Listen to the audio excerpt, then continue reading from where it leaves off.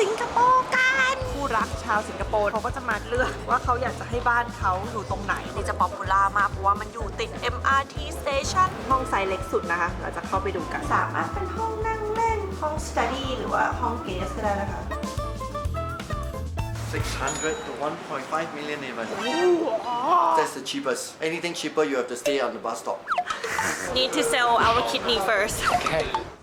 ตอนนี้มินมาอยู่ที่ประเทศหนึ่งค่ะหลายคนถ้าได้ยินชื่อประเทศนี้รวมถึงตัวมินเองนะก็จะบอกว่าเฮ้ยประเทศนี้ไม่มีที่ให้เที่ยวนี่นาแต่ก็น่าแปลกที่หลายๆคนก็ยังกลับมาที่นี่บ่อยๆรู้สึกว่าในความธรรมดามันมีความพิเศษในความไม่หวือหวามันอาจจะมีความอุ่นใจอะไรบางอย่างอยู่ประเทศที่ไม่มีที่เที่ยวนี้ก็คือสิงคโปร์นั่นเองค่ะโดยการเดินทางมาครั้งนี้นะคะก็ได้รับการชวนจากการท่องเที่ยวสิงคโปร์นะเขาบอกว่ามันมีกิจกรรมใหม่ๆที่น่าสนใจอยากให้ลองมาทำค่ะก็เป็นว่าเดี๋ยวครั้งนี้นะคะเราจะมาเรียนรู้แล้วก็มาเที่ยวประเทศที่ไม่มีอะไรเที่ยวอย่างสิงคโปร์กันค่ะไปนี่นะคะเป็น HDB หมดเลยนะคะ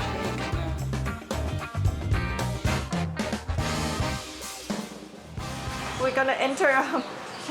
HDB. HDB stand for Housing Development Board.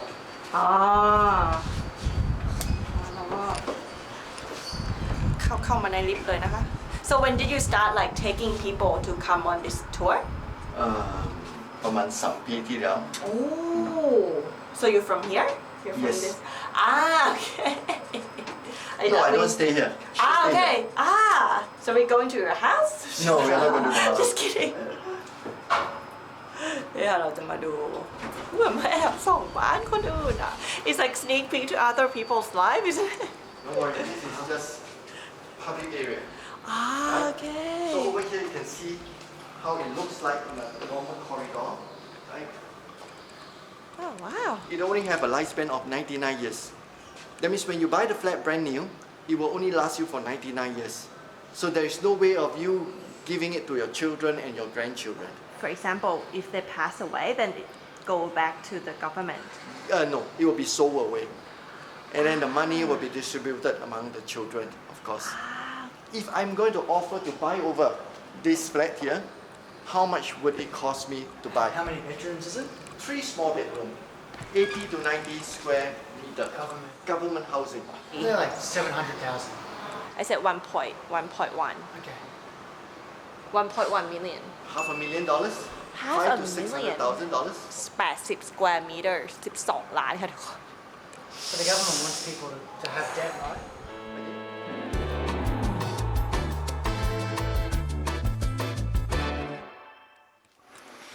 ที่เห็นข้างหลังตรงนี้นะคะคือเป็นสวนแบบ community garden นะคะของคนที่อยู่ในแฟลตค่ะซึ่งเขาบอกว่าการที่มีสวนอย่างเงี้ยมันก็เหมือนคนเขาก็จะมาทำสวนมา enjoy กิจกรรมร่วมกันนะคะแล้วก็เก็บเกี่ยวผลผลิตเป็นของตัวเองค่ะนี่ก็จะอยู่ตรงนี้นะคะที่ได้ยินเสียงอยู่ไม่ใช่อะไรคือเขามีก่อสร้างนิดหน่อยฝั่งนี้เขาบอกว่าบ้านที่เห็นตรงนี้นะต่อหลังเนี่ยประมาณ5 ถึง 6 ล้านเหรียญดอลลาร์สิงคโปร์อยากรู้ว่าเท่าไหร่คูณ26เข้าไปค่ะทุกคนนะคะ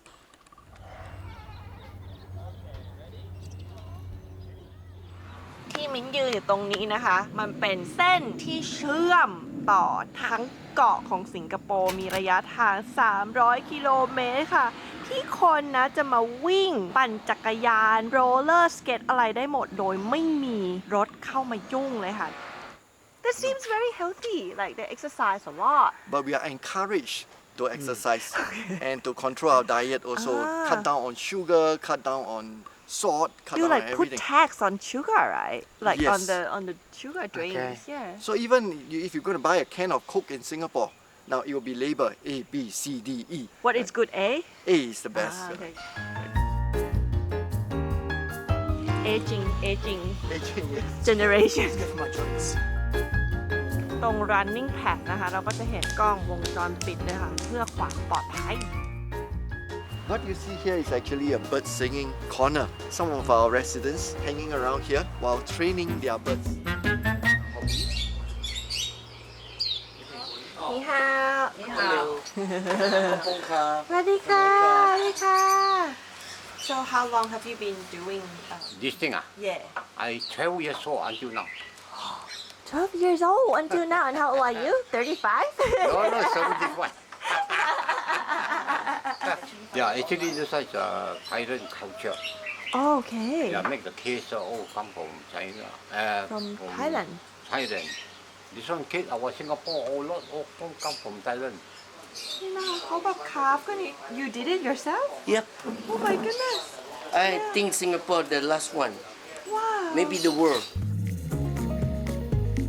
This one is Singapore culture. The name is Beng Ha. แบงค์เหรอ Yeah. นี่นะคะเป็นแบบของไทยนะคะก็จะเป็นทรงเหมือนวัดนะคะ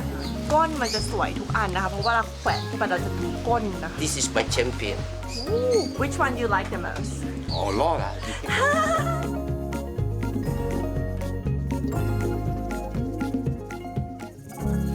นี่แหละค่ะคือศิลปะที่เรียกว่ากำลังจะสูญหายไปนะคะ คือหาคนทำยากมากๆแล้วค่ะโอ้ถ้าอยากมานะคะ ก็ต้องลองมาทัวร์นี้แหละทุกคน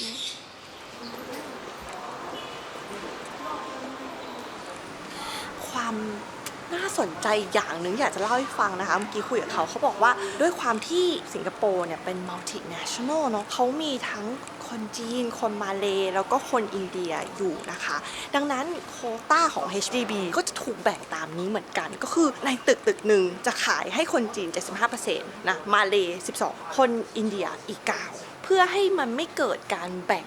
แยกและเขาต้องการให้ทุกคนเนี่ยอยู่ร่วมกันค่ะดังนั้นมันจะไม่มีตึกไหนที่จะแบบเฮ้ยนี่ย่านนี้อินเดียหมดย่านนี้จีนหมดแม้กระทั่งในไชน่าทาวน์เองเขาก็แบ่งโควต้าแบบนี้เหมือนกันเฮ้ยต้องเป็นคนละเอียดขนาดไหนรัฐบาลเขาถึงคิดได้ขนาดนี้ค่ะทุกคนโอ้โหสุดมากแล้วก็ไอการที่จะซื้อ HDB นะคะเขากลายเป็นว่าพอเราเริ่มทำงาน First Jobber นะเขาก็จะดึงเงิน 20% ไปเลยแต่ละคนนะดึง 20% ออกไปเลยนะคะแล้วพอถึงเวลาที่เขาจะแต่งงานอยากมีครอบครัวผู้หญิงผู้ชายก็จะมารวมกันแล้วก็เอาเงินเนี่ยมาดาวน์ 10% ของ HDB เสร็จปุ๊บหลังจากนี้นะคะเขาก็ทำงานต่อไปเรื่อยๆทำงานต่อไปเรื่อยๆแล้วก็ไอ้เจ้า 20% เนี้ยก็จะถูกนำมาจ่ายค่าบ้านได้ค่ะค่าบ้านเท่านั้นเพราะเจ้า 20% นี้ที่ถูกนำออกไปจากเงินเดือนเนี่ยนะคะเราจะไม่สามารถเอาไปแบบ vacation ไปซื้อรถซื้ออะไรได้เลยสำหรับการเกษียณและซื้อบ้านเท่านั้นเป็นสาเหตุว่าทำไมที่สิงคโปร์เนี่ยถึงเราจะไม่เห็นแบบโฮมเลสค่ะแบบไม่มีใครที่จะไม่มีบ้านอ่ะซุปเปอร์ที่เปิด 24 ชั่วโมงนี่เรามาถึงฮอกเกอร์เราเดินไม่ถึง 3 นาทีค่ะทุกคนเขาจะมีบะหมี่ที่บอกว่าเป็นมิชลินค่ะทุกคน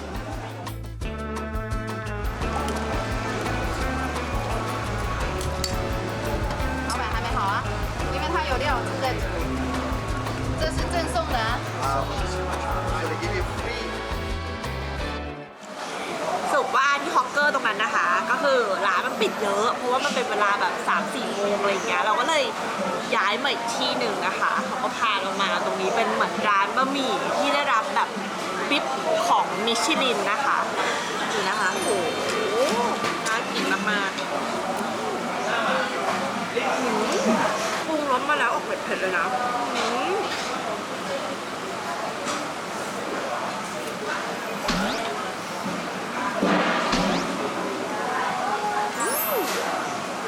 เสิร์ฟพร้อมกับซุปเกี๊ยวแล้วก็ลูกชิ้นขนาดใหญ่ค่ะทุกคน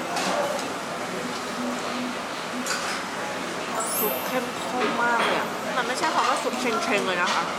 มันเป็นคำว่าซุปแบบอย่างนี้เลยอ่ะเดี๋ยวไปกินก่อนเพราะว่าเดี๋ยวไม่ทันแฮปปี้ So happy, thank you.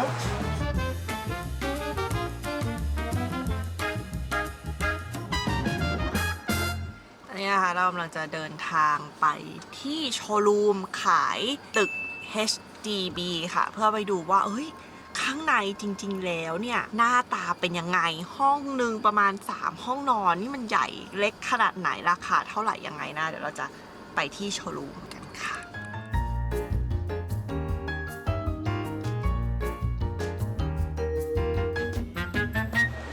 ตึกนี้นะคะคือตึกที่อย่างน้อยหนึ่งครั้งในชีวิตชาวสิงคโปร์จะมาที่นี่ค่ะเพราะว่ามันเป็นตึกที่เขามาดูเรื่องบ้านค่ะเป็นตึกของ HDB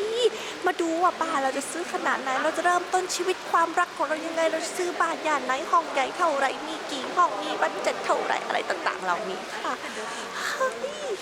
Baby ask me Yeah. to register Should we register a house together in Singapore? yes Here's a set of keys. This is all. นี่ค่ะก็จะเป็นที่ที่ผู้รักชาวสิงคโปร์นะคะเขาก็จะมาเลือกว่าเขาอยากจะให้บ้านเขาอยู่ตรงไหนนะคะ แต่ละตึกเนี่ยรอบๆจะมีอะไรจะเห็นอะไรบ้าง อันนี้จะมีสนามเทนนิสอันนั้นจะได้วิวริมคลองอยากได้แบบไหนก็มาเลือกย่านนะคะ แล้วก็ถ้าเราเลือกซ้ำกับคนอื่นนะคะ ต้องจับฉลากค่ะ ซึ่งส่วนใหญ่ก็จับฉลากค่ะ เรื่องบ้านที่นี่เรื่องใหญ่นะโอ้โห บอกว่านี้จะป๊อปปูล่ามากเพราะว่ามันอยู่ติด MRT station เลยค่ะทุกคน My Nice Home Gallery Let's go ไปดูบ้านสิงคโปร์กัน Over here, this gallery will show you the different sizes of HDB flat in Singapore. Starting from the smallest, we call it a 2-room flexi flat, right? All the way to a 2-room slightly bigger one, and to the biggest, the 5-room flat. Now, it's time for you to select which Okay. flat you want to buy, alright? Okay. Which one you want Let's go. นี่เป็นห้องไซส์เล็กสุดนะคะ เราจะเข้าไปดูกัน ห้องแบบ2 Two Flexi นะคะ ห้องแบบ Two Flexi นะคะ เป็นไซส์เล็กสุดแล้วก็ถูกสุดเนาะ แล้วก็สำหรับเพื่อ Senior Citizen ค่ะ ก็คือสำหรับผู้สูงอายุนะ เพราะฉะนั้นเขาก็จะมีแบบประตูต่างๆ ก็จะกว้างขึ้น แล้วก็เป็น Wheelchair Friendly นะ คือว่าสามารถเข้าและออกได้นะคะ คือเขาคิดมาหมดแล้ว แล้วก็ที่อาบน้ำต่างๆนะคะ เห็นไหมคะ ก็จะสำหรับแบบผู้สูงวัยหมดเลยนะคะ โอ้โห อีกห้องทางขวาสามารถเป็นห้องนั่งเล่น ห้อง study หรือว่าห้องเกสก็ได้นะคะ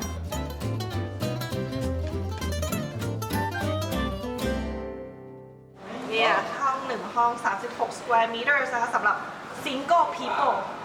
ห้องครัวเป็น full size kitchen นะคะ ขนาดห้อง 36 ตารางเมตรเท่านั้นแต่ดูก็คือครัวใช้ได้จริงนะคะ ดูอะโอ้โห แบบว่าสุดอะห้องนี้นะคะคือห้องอะไรให้ทายค่ะ ห้องนี้นะคะพรามห้องหลบระเบิดค่ะ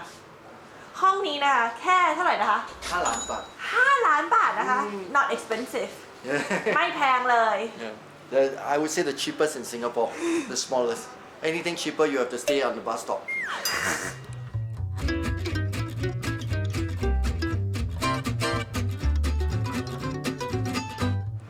90 ตารางเมตรค่ะ มี 3 ห้องนอน 1 ห้องรับแขกนะคะ แล้วก็ 2 ห้องน้ำค่ะทุกคน How much is this one? $400,000 to $800,000. ต้องยอมรับเลยว่าสิ่งที่ดีมากของที่นี่นะ คือ layout ดีมาก layout แบบดีอะเนี่ยค่ะโห3 ห้องนอนเดี๋ยวเราต้องออกกันนะคะเขาจะปิดแล้วค่ะใครอยากมาดูเองนะคะ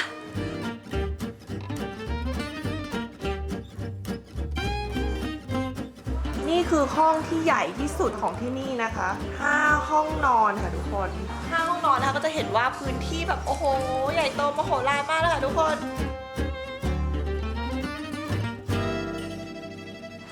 How much is this one? 600 to 1.5 million even. โอ้โหนี่นะคะโจ which one you want? Big one, thank you. Does that suit you? Thank you. Does that suit Malay? Need to sell our kidney first. Okay. No worries.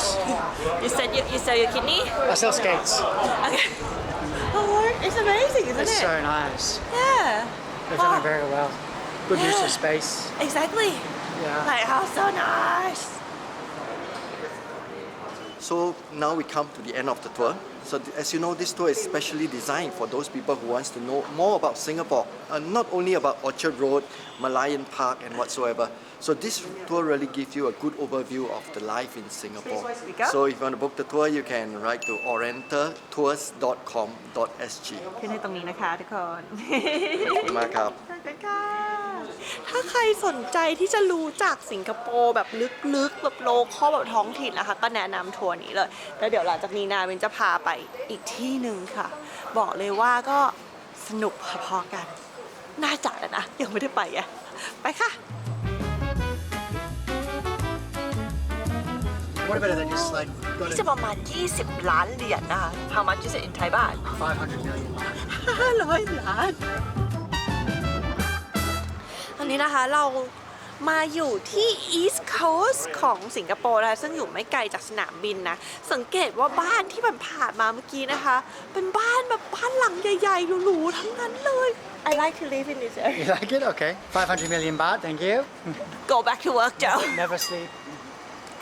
เฮ้ย แล้วก็กิจกรรมที่เราจะมาทำตอนนี้นะคะ อ่ะ เดี๋ยวพูดไปฟังดูธรรมดา เราจะมาบุกรังผึ้งเก็บผักกินค่ะ แต่ว่าเราไม่ได้ทำกันในฟาร์มไหมคะ เราจะขึ้นไปทำกันบนตึกค่ะทุกคนที่ด่านฟ้าตึกที่ชื่อว่า The Sundowner ซึ่งคำว่า The Sundowner you know what does it mean Sundowner usually means like have a drink watching the sunset. Yeah it's like a drink in Kenya Yeah. so the owner they inspired by the Kenyan drink Oh, the okay. That's cool. Sundowner so Yeah. they bring it to Singapore ก็เดี๋ยวเราจะหาทางขึ้นตึกนี้ก่อนนะคะไปค่ะ Oh, here we go. Where Here. Oh, here we go The Sundowner ค่ะโอ้โหเฮ้ย เราต้องคอยดูนะคะว่าเราจะดื่ม Sundowner ได้สักกี่แก้ว เพื่อที่เราจะลงมาได้โดยที่เราไม่ตีลังกาลงมา เฮ้ย น่ารักมาก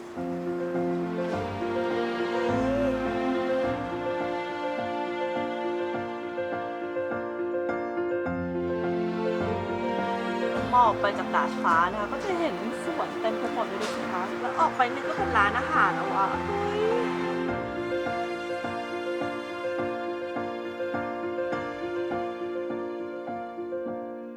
Yeah, so introduce yourself. Okay, okay. Hi everyone, I'm Clarence. I'm the owner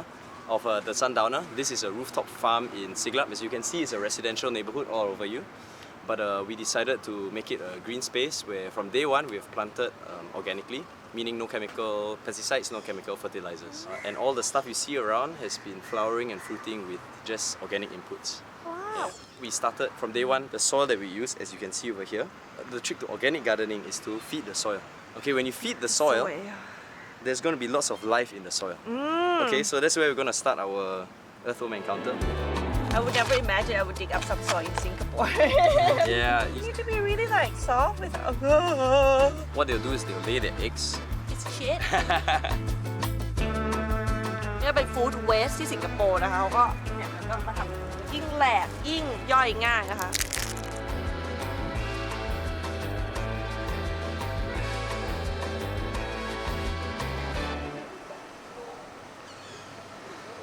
แล้วหลังจากที่ทำดินจนมันสวยแล้วเนี่ยมันก็ปลูกต้นไม้ขึ้นถูกไหมคะแต่ว่าการที่พวกเนี้ยมันจะออกดอกออกผลน่ะ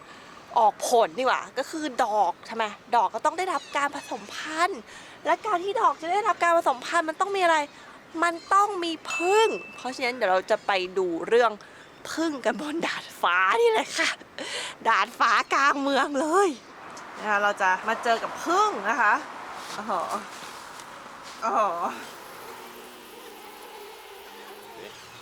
เราจะให้อาหารนะคะ นี่เราจะเป็น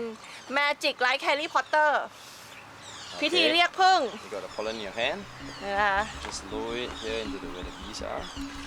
Oh yeah it's coming wow Just whatever you do, move slowly. They perceive any fast movements as threat, yeah? Like you want to smack them. How do I put it back I can just move it Help me with the camera as well I don't know what to do There's so many Okay. Oh man, look at What can I do They got news that all the pollen is here, so they all headed here. Just dust this down slowly. Okay, let me help you with that. Okay, don't brush it off, don't do this, yeah? Yeah okay Just stand up, just walk away, then the bees will gradually lessen. When there are no bees, then you can brush it off, okay? That way, where there are no bees. If you go there, you get more bees. เขาบอกว่าให้เดินหนีแล้วเดี๋ยวพึ่งมันจะไปเอง มันยังมีอยู่ตัวหนึ่งค่ะ มันจะมีอยู่ตัวหนึ่งที่มันไม่ยอมไป หมดแล้วลูก Feed the bee. Come on, bee. If you take a slow motion video, you see them slowly packing the pollen onto their rear two legs from their mouth and they It's pack it true. there. They pack it Yeah. up. เนี่ยค่ะพึ่ง Yeah. ขนอาหารค่ะทุกคน เราจะใส่ชุดกันพึ่งนะคะเพราะเราจะบุกรังพึ่งค่ะทุกคน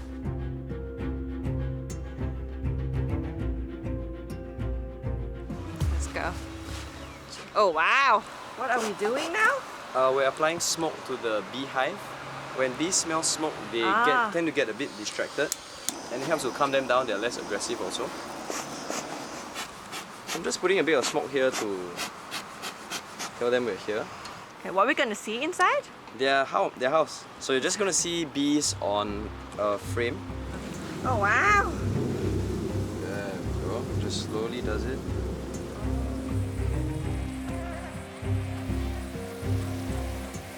Min gonna hold it. Hold it. I'm gonna hold Min it. gonna Yeah. hold it. So Yeah. whatever you do, don't drop it. I will never drop it. Okay, great. นี่นะคือพึ่งนะคะก็ตรงนี้จะเป็นฮันนี่นะคะ ตรงนี้จะเป็นพึ่งนะคะ แล้วก็นี้ก็จะเป็นตัวอ่อนนะคะที่เห็น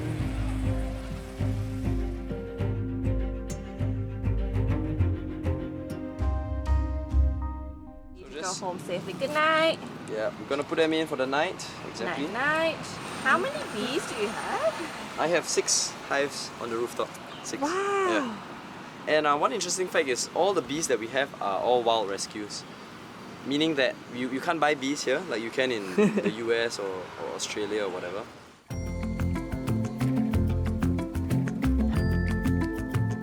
นี่นะคะถึงช่วงการชิมน้ำผึ้ง Honey from the durian flower. Honey from the mango and durian plantation. Okay, so this is a mini honey extractor. Oh wow. Extract the Singapore honey. Okay, one last one, Expensive one. yeah. Okay, I think you've got everything. That's great. เราจะลองชิมดุเรียนฮันนี่นะคะจาก On มา your เล tongue. เซียนะคะ Put it all around your tongue. Notice texture, you notice it's quite runny. The reason is honeys made in Southeast Asia tend to be a bit wetter. There's more It's really humidity. running. That's true. It's like fermented a little bit. A bit, yeah. นะคะนี่คือชาร์ตนะคะ It's like wine and coffee, isn't it? Yeah, it is. Oh, okay. Thailand? Thailand, rambutan. Rambutan? Okay. Chemical. Oh. Petrochemical. You can taste a rambutan in this. Almost. Yeah? This Yeah. is like homey taste. Yeah. Everywhere in Thailand, when you get honey, it's always tastes like Is this. it? Yeah. Oh, okay. I feel like it's like he sits here. Toffee, brown yeah, sugar. Yeah. Definitely getting the brown sugar thing. Caramel nutty. Stingless bee honey นะคะ ดูสิคะถูกเหมือนน้ำเลย Lemon in there. Oh. I never taste a honey taste like this Yeah, before in my it doesn't life. even taste like honey. Right? Yeah, right. It tastes like a lemon lime kind of. So sour. Wow. And it fight the thickness. It's Yeah. a dry country. Woody. This one has a woody, resinous taste. Woody. อันสุดท้ายค่ะ สิงคโปร์ฮันนี่เขาบอกว่าเบสที่สุดเลย เพราะว่าเพิ่งบิดออกมาเมื่อกี้เลย เพิ่ง extract ออกมานะคะ ดูนะคะ This is a multifloral honey, yeah, because Singapore, there's no plantation of anything, so they just take from many flowers. That's all. It's like sweet and like Sweet, a bit sour, raisins for sure. Yeah. So sorry about that. no worries. Happy bee bagel. Clap. Clap, clap twice. Put it in. Beautiful. Some of the beef. There goes. Cheers. Cheers, guys.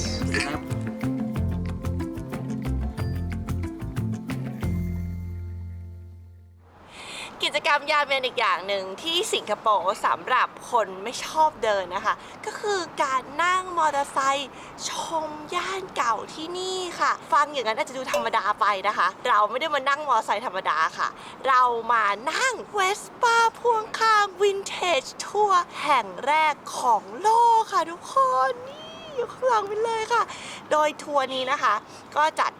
ทุกวันเลยนะ แล้วคนดังๆเลยเขาก็มากันเยอะมากเพราะว่ามันน่ารักมากเลยอ่ะ ก็เดี๋ยวเราไปทัวร์กันดีกว่าค่ะ เจ้า Are you gonna fit in there? I think so. Let's see.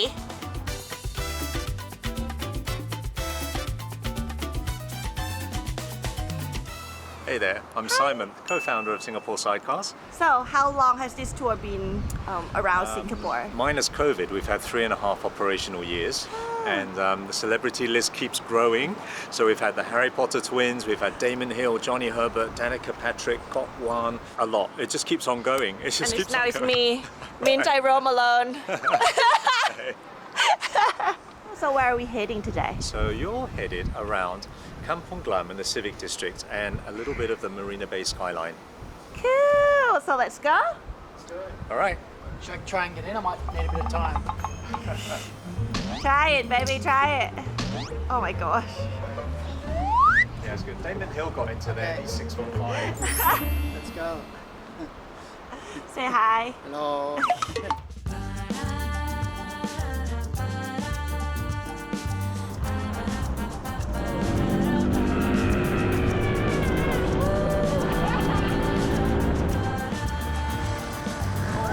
เราจะบินขึ้นไปที่มารีน่าเบย์นะทุกค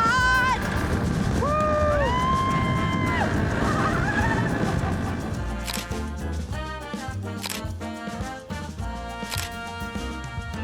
เมื่อกี้นะเหมือนบินแบบบินเข้าหามารีน่าเบย์เลยอะทุกคนโอ้ยนี่อยู่ตรงหน้าแล้วอลังการมากนะคะดูสิคะโอ้โหมารีน่าเบย์แซน Huge. It is huge Yeah. You won't get this sensation in a bus or a car. Yeah right Sidecar. You would just like fly on it like wow, like that Yep.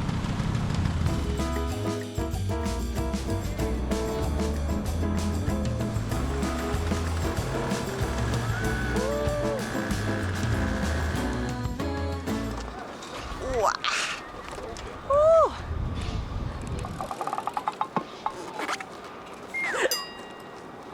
Okay. It's so nice, isn't it?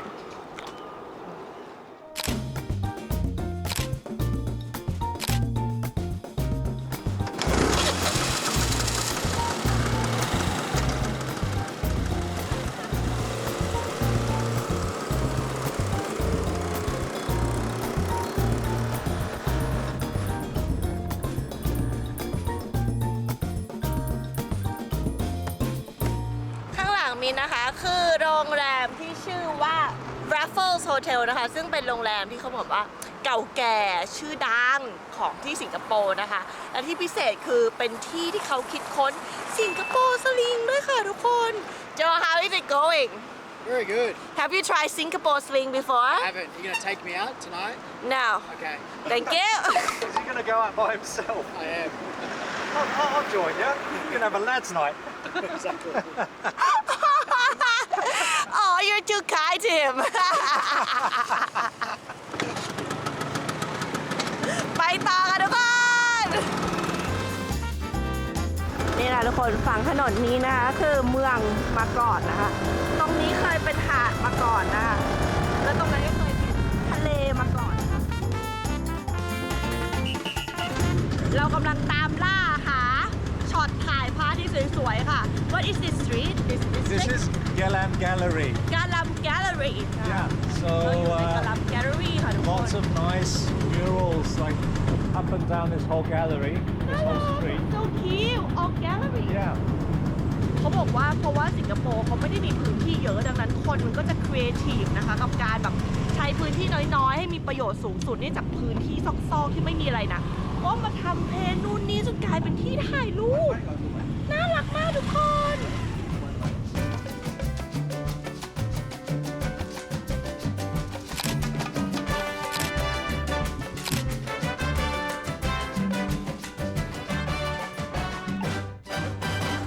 This is Arab Street.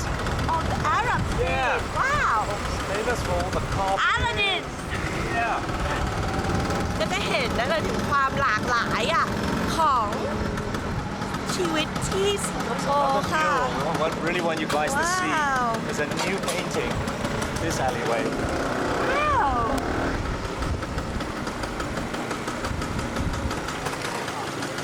so nice Anyway, I'm gonna get a photo. Yeah. My goodness ตอนนี้นะคะเรามาอยู่ถึงอาหรับสตรีทนะคะซึ่งวินไม่เคยมาก่อนเลยนะที่สิงคโปร์ด้วยนะคะเหมือนมาทุกครั้งก็ได้ค้นพบอะไรใหม่ๆทุกครั้งเลยค่ะแล้วมุมนี้คือน่ารักมากเลยอะคือเข้ามาแล้วเหมือนอยู่แบบ โลกอาหรับจริงๆค่ะทุกคนแล้วมีแมว1 ตัวหน้าเหมือนไอคิด แล้วก็ดูไลท์นิ่งสิคะ สวยมากเลยสวยจริง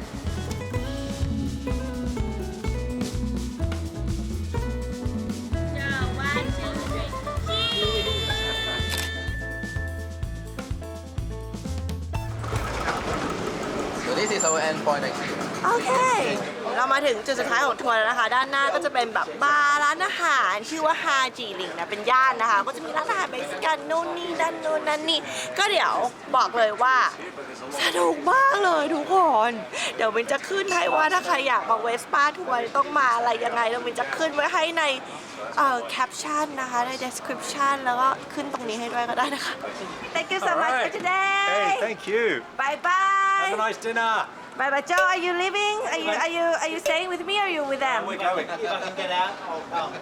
Okay และนี่ก็คือการเดินทางมาที่สิงคโปร์ ใครจะบอกว่าที่นี่ไม่มีที่เที่ยวอีกไหมคะ ไม่ว่าจะกลับมาที่สิงคโปร์กี่ครั้ง ก็ยังมีสิ่งใหม่ให้คอยค้นพบ มีอะไรที่น่าแปลกใจให้ได้เรียนรู้อยู่เสมอ เป็นที่ที่เมืองและธรรมชาติมีชีวิตอยู่ด้วยกันอย่างกลมกลืน ผู้คนมีเรื่องราว อาหารมีเรื่องเล่า มีกิจกรรมสนุกๆให้ผู้มาเยือนได้ลองทำอยู่ตลอด เอาเป็นว่าเดินทางครั้งหน้าไม่รู้จะไปไหน ก็มาที่สิงคโปร์เลยนะคะ